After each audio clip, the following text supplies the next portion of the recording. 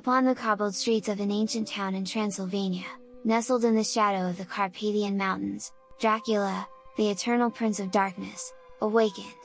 His centuries-old castle loomed overhead, an imposing sentinel silhouetted against the blood-red hues of the setting sun. The embers of humanity still flickered within his cold, undead heart.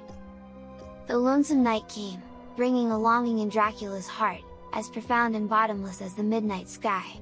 He rose from his tomb, shrouded in the darkness he had come to know as home.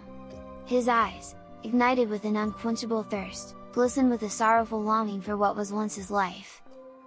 Again, it is the eve of the dread, he whispered into the silent expanse of his castle, his voice echoing in the chilly, moonlit halls.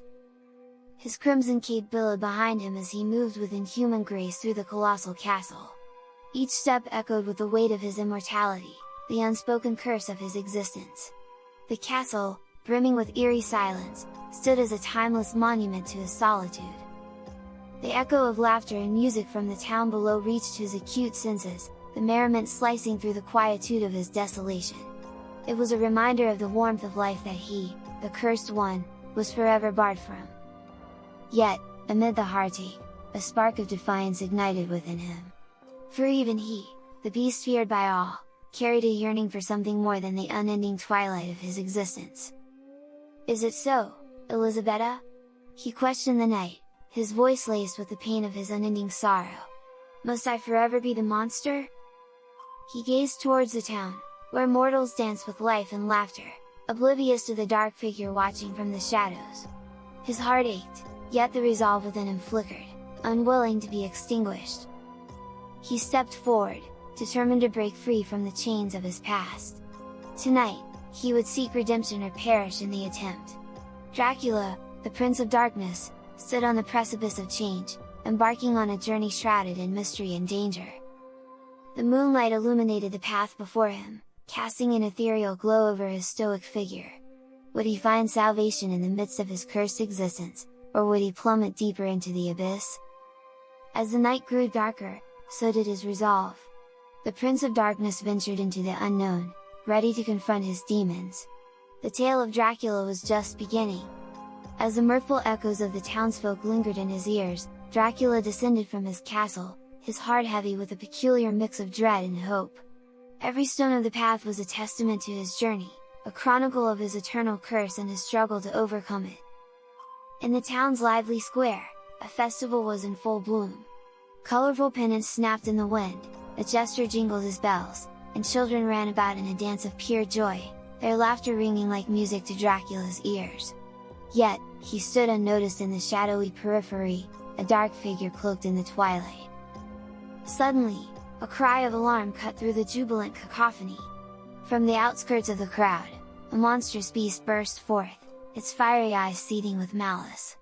Panic ensued, and the laughter turned into screams of terror. The fiend snarled, a vicious beast drawn from the bowels of the underworld. Dracula watched from the shadows, a tempest of emotions brewing within him. Could he be the savior they needed, the unlikely hero of this chaotic tale? "Elisabetta," he murmured, his thoughts straying to his departed love. His heart, trapped in its frozen cocoon, pulsed with a flicker of warmth. He braced himself, resolving to stand against the very darkness that had consumed him. With a surge of purpose, Dracula stepped forth from the shadows, his form transforming as his fangs bared, his eyes gleaming with an eerie glow. The crowd gasped, recoiling in terror at the sight of the legendary beast. Yet, before their very eyes, he wasn't the predator, but their protector. Dracula sprang into action, clashing with the monstrous beast. The town square became a battleground, as good confronted evil. His every movement was a dance with death, swift and graceful, defying the beast with a ferocity that echoed his resolve. With a final, thunderous roar, Dracula vanquished the creature, its form dissipating into the chill night air. The square fell silent, the townsfolk in awestruck disbelief. Their monster, their feared Prince of Darkness, had become their savior. But as the adrenaline of the fight dissipated, Dracula felt the familiar pull of his curse, the gnawing hunger within him. He gazed at the crowd, their terrified faces looking back at him.